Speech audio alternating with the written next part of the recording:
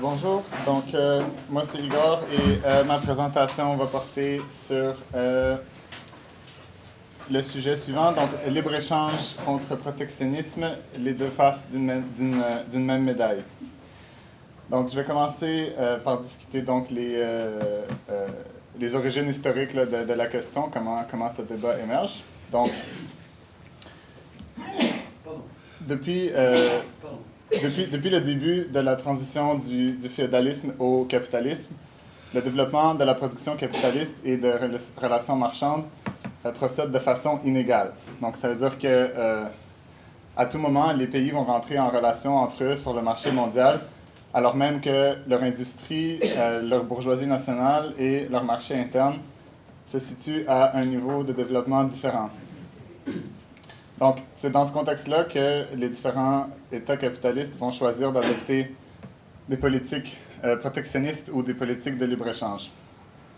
Donc, qu'est-ce que c'est? Dans le fond, pour donner peut-être une définition générale, là, donc le libre-échange, ça veut dire l'accès direct au marché interne d'un pays pour les producteurs étrangers, alors que les mesures protectionnistes vont venir limiter cet accès-là. Donc, les mesures protectionnistes, par exemple, c'est des droits de douane ou des restrictions d'importation. Principalement, c'est ça, mais je pense qu'on peut penser aussi à d'autres mesures, là, comme les taxes, les subventions, les sanctions aussi.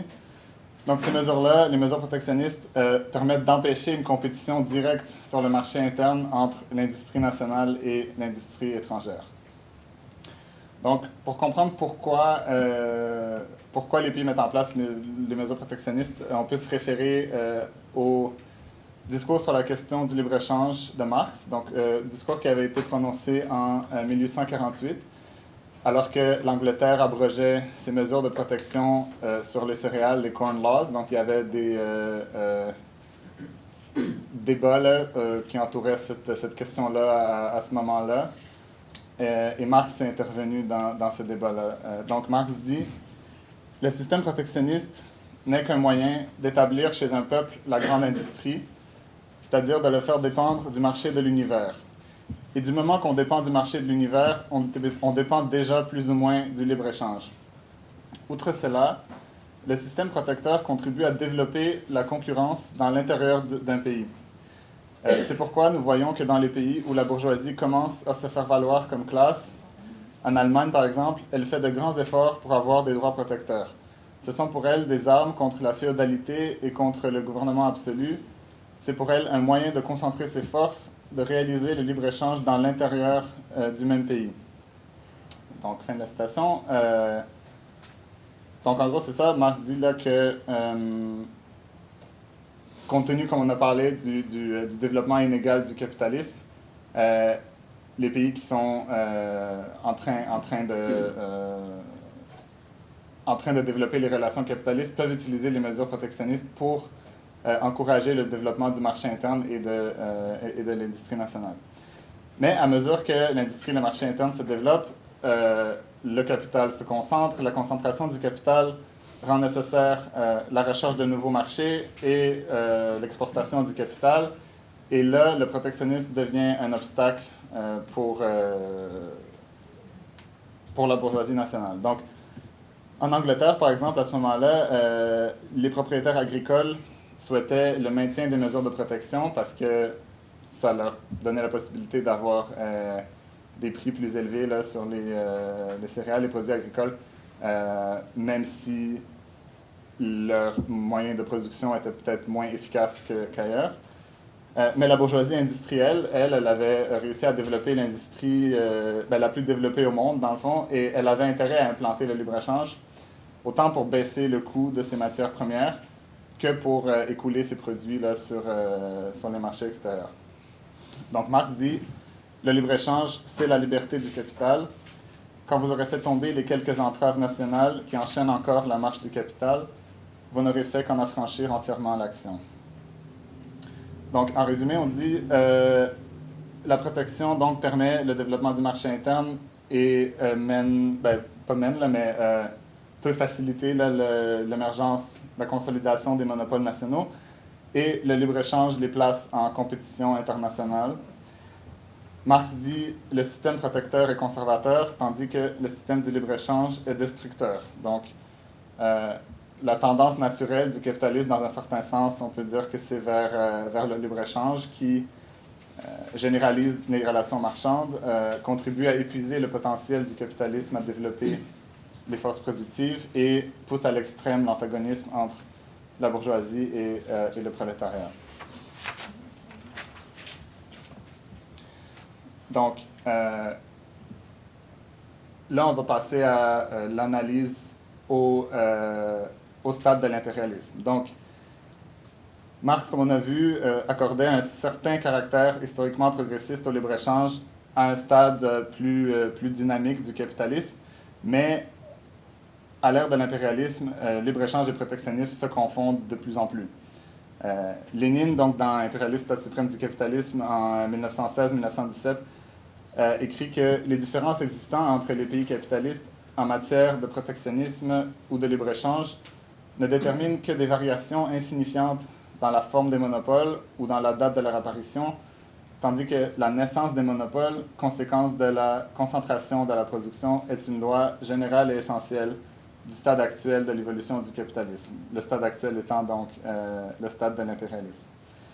Donc, dans le fond, tous les monopoles qu'ils opèrent sous le libre-échange ou qu'ils bénéficient de mesures protectionnistes sur le marché interne, dans tous les cas, ils cherchent à exporter le capital et à pénétrer des nouveaux marchés par la force, si nécessaire, par la guerre. Donc, puis aussi, donc, l'utilisation de ces mesures protectionnistes va évoluer dans le temps. Elles peuvent être enlevées, elles peuvent aussi être remises là, si la force relative là, des différentes puissances impérialistes change. Ça affecte aussi. Ça affecte ça aussi. Puis comme on a vu aussi, là, la lutte entre divers intérêts bourgeois ne vont pas nécessairement avoir tout à fait les mêmes intérêts à cet égard-là. Donc, par exemple, l'Angleterre, vers la fin du 19e siècle, perdait sa position dominante puis avait remis en place des mesures protectionnistes. À ce sujet, dans Impérialisme, Lénine dit « Si l'Allemagne développe son commerce avec les colonies anglaises plus rapidement que l'Angleterre elle-même, cela ne prouve qu'une chose, c'est que l'impérialisme allemand est plus jeune, plus fort, mieux organisé que l'impérialisme anglais, qui lui est supérieur. Mais cela ne prouve nullement la suprématie du commerce libre, car cette lutte ne dresse pas le commerce libre contre le protectionnisme, contre la dépendance coloniale, mais oppose l'un à l'autre deux impérialismes rivaux, deux monopoles, deux groupements du capital financier. La suprématie de l'impérialisme allemand sur l'impérialisme anglais est plus forte que la muraille des frontières coloniales ou des tarifs douaniers protecteurs. » Donc, à l'ère de l'impérialisme, le protectionnisme et le libre-échange sont tous les deux des outils dans la compétition impérialiste qui sont déployés dans l'intérêt des monopoles. Ainsi, donc, même quand on parle de libre-échange, en réalité, le libre-échange que les impérialistes vont imposer à leurs partenaires commerciaux est souvent à sens unique. Et en fait, il sert en quelque sorte de protectionnisme pour les monopoles transnationaux qui, donc, orchestrent la compétition entre les peuples et les travailleurs. Créer cette concurrence-là entre la classe ouvrière des différents pays qui nivelle vers le bas les salaires, les conditions de travail. Donc, dans le fond, à l'ère de l'impérialisme, là, le capitalisme devient moribond, parasitaire. Il est incapable de renverser la tendance à la baisse du taux de profit, dont Jade a parlé aussi. Donc, ça aiguise l'antagonisme entre bourgeoisie et prolétariat, mais aussi entre impérialisme et souveraineté. Donc, si on regarde plus proche là, de notre temps, là, les accords dits accords de libre-échange, comme l'ALENA maintenant l'assume, donc l'accord de libre-échange entre le Canada et les États-Unis, auquel le Mexique s'est rajouté aussi, ou encore donc, le marché unique dans l'Union européenne. Ces accords-là de libre-échange vont bien au-delà de la question, simplement de la question de la présence ou non de droits de douane, etc. Ça va beaucoup plus loin. Donc, c'est des accords qui minent en fait la souveraineté en protégeant les profits des monopoles transnationaux contre les actions que pourraient poser ou les États ou les mesures que la classe ouvrière pourrait revendiquer dans ces États-là. Par exemple, l'ALENA, la CUNE permettent au monopole de poursuivre les gouvernements pour futurs profits perdus, ce qui a fait du Canada l'État le plus poursuivi parmi les pays développés. Donc, dans le fond, les accords de libre-échange usent de tous les moyens pour affaiblir la classe ouvrière dans chaque pays en la plaçant en compétition internationale, comme on a parlé. En résumé, on peut dire qu'il s'agit de mutualiser les forces patronales pour mieux exploiter la classe ouvrière.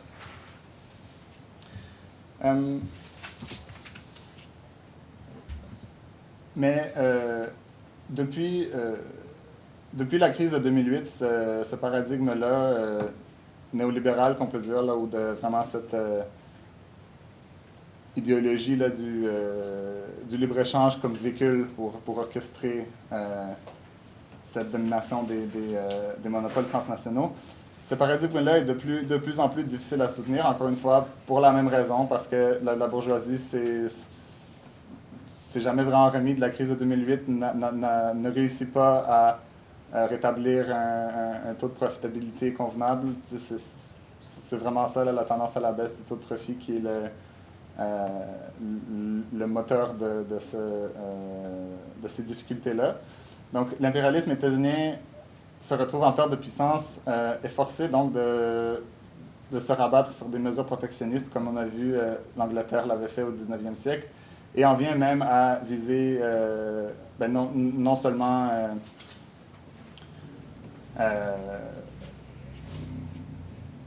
c'est ça, non seulement là, ses opposants clairs, là, mais même aussi ses compétiteurs, les compétiteurs à l'impérialisme occidental, mais même aussi ses plus proches alliés, de façon de plus en plus frontale donc, dans la compétition impérialiste. Là-dessus, je pense que c'est important de dire aussi que cette dynamique ne vient pas tout juste de commencer. Là. C'est ça, il faut vraiment la relier peut-être à la crise de 2008 là, comme point où on voit cette tendance-là qui émerge. Donc, ça ne commence pas avec les droits de douane là, imposés par Trump en 2025.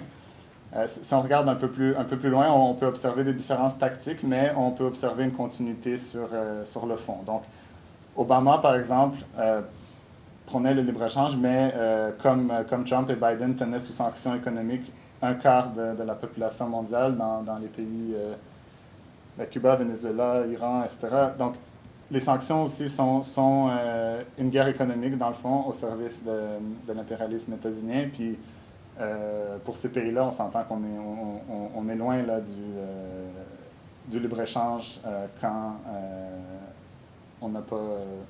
c'est ça, sous sanction, très difficile de trouver des partenaires commerciaux. Donc, Biden ensuite a augmenté les droits de douane contre la Chine, mis en place lors du premier mandat de Trump, donc là aussi on a une continuité dans cette politique-là. Il a aussi mis en place des subventions, notamment celles visant à stimuler les investissements aux États-Unis en énergie renouvelable, véhicules électriques, décarbonisation, dans le but d'exclure de ces marchés les compétiteurs chinois et européens. Donc, même s'il ne s'agit pas directement de tarifs, c'est quand même des mesures qu'on peut qualifier de protectionnistes. Puis aussi, évidemment, comme Jade en a parlé aussi, la posture donc, de plus en plus antagoniste envers la Chine, c'est une constante sous Obama et Biden et Trump. Donc, si on en vient au moment présent, Trump, dans son deuxième mandat, dirige ses mesures protectionnistes, comme on a parlé, là même vers les plus proches alliés des États-Unis, notamment le Canada, l'Union européenne. Mais ce faisant, les États-Unis poursuivent les mêmes objectifs que ceux qu'ils avaient lorsqu'ils négociaient les accords de libre-échange avec ces mêmes pays-là. Donc, quels sont ces objectifs? Ils sont doubles. Donc, d'une part, il s'agit d'encourager la délocalisation de la production de l'industrie à valeur ajoutée, notamment le secteur de l'automobile au Canada, par exemple, vers les États right to work des États-Unis, donc où est-ce que les salaires sont plus bas, la classe ouvrière est plus faible, donc ainsi non seulement diminuer donc les coûts de production, mais aussi affaiblir la classe ouvrière partout. Et d'autre part, il s'agit de faire pression sur le Canada pour étendre l'accès des monopoles états-uniens au marché canadien. Donc ici, on peut dire que les États-Unis ont dans leur ligne de mire l'abolition de la gestion de l'offre sur les œufs, le produit laitier au Québec, donc au profit des monopoles agroalimentaires américains. Aussi la destruction des services publics de santé et d'éducation, la privatisation donc, et l'entrée là, sur ces marchés-là, encore une fois, des monopoles américains, que ce soit les compagnies d'assurance, les hôpitaux privés, les collèges privés, tout ça, donc tout ce domaine-là des services publics que la bourgeoisie américaine aimerait beaucoup privatiser au Canada et pouvoir ensuite occuper ces marchés-là. Et aussi les ressources naturelles, donc l'exploitation à rabais des terres rares et autres ressources naturelles au Canada. Donc, comment la bourgeoisie canadienne se positionne par rapport à ça? Ben, certainement, elle est plus faible que la bourgeoisie états-unienne. Elle en est très dépendante. Évidemment, c'est beaucoup plus dépendant. Le Canada est beaucoup plus dépendant des États-Unis qu'inversement. Au niveau de nos importations et exportations, c'est dans l'ordre de 60-80%, quelque chose comme ça. Mais donc, malgré ça, la bourgeoisie canadienne peut composer avec le protectionnisme états-unien, tout comme elle composait avec le libre-échange. Donc, en gros, c'est pas très différent. Donc, par exemple, la bourgeoisie extractive au Canada fournit le pétrole et les autres ressources naturelles à l'industrie états-unienne. Donc ça c'est compatible avec le fait que peut-être qu'il y a des tarifs protecteurs qui visent à protéger l'industrie américaine, mais le Canada va pouvoir lui fournir des ressources naturelles sans problème. Puis on a vu dans les droits douaniers là, de Trump, il y a des taux plus faibles, il y a des exemptions sur les ressources naturelles parce que c'est tout à fait dans l'intérêt aussi de la bourgeoisie états-unienne d'avoir un accès à ces ressources-là. Donc, du côté aussi de la bourgeoisie financière du Canada, elle exporte donc ses services bancaires, services d'assurance. Les banques canadiennes sont présentes sur le marché américain. Tout ça, ça aussi, là, c'est dans la sphère de la spéculation, l'aspect parasitaire là, du capitalisme.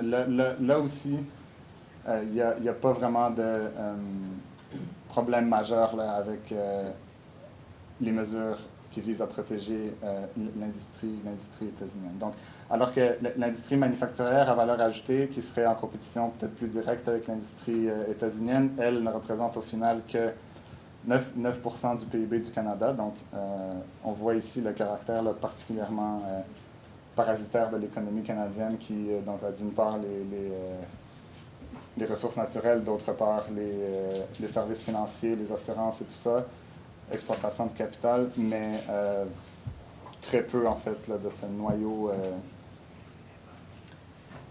d'industrie à valeur ajoutée. Donc, et aussi, ben, comme on a parlé, donc, dans tous les cas, la pression à la baisse sur les salaires, sur les conditions de travail au Canada est aussi à l'avantage de la bourgeoisie canadienne dans ce sens-là. Donc, comment nous, on va se positionner par rapport à ça? Qu'est-ce qu'on peut faire? Où est donc la voie de sortie face à cette intensification de la compétition impérialiste? Donc, ni le libre-échange, ni le protectionnisme n'offrent de voie de sortie au capitalisme moribond qui a épuisé sa capacité à développer les forces productives. Les mesures protectionnistes ne permettent pas de revenir à un stade plus dynamique du capitalisme et n'amènent pas la réindustrialisation, même si ça peut être l'objectif avoué là, de ces mesures-là, de protéger l'industrie. Mais encore une fois, comme on a parlé, ces mesures-là ne peuvent pas renverser la tendance fondamentale à la baisse des taux de profit inhérente au capitalisme. Oui, comme on a parlé, il y avait un moment où ces mesures-là pouvaient encourager le développement de l'industrie, le développement du marché. Ce temps-là est révolu. Ces économies-là sont très développées et c'est justement pour ça que cette tendance à la baisse des taux de profit se fait sentir est très forte, là, puis il n'y en a pas de solution ultimement à ça. Là. Dans tous les cas, la compétition impérialiste s'intensifie, se dirige vers la guerre comme le moyen là, le moyen ultime là, de modifier ce rapport de force, de s'accaparer, essayer de s'accaparer une plus grande part des ressources des marchés et essayer de contrer cette tendance à la baisse des taux de profit.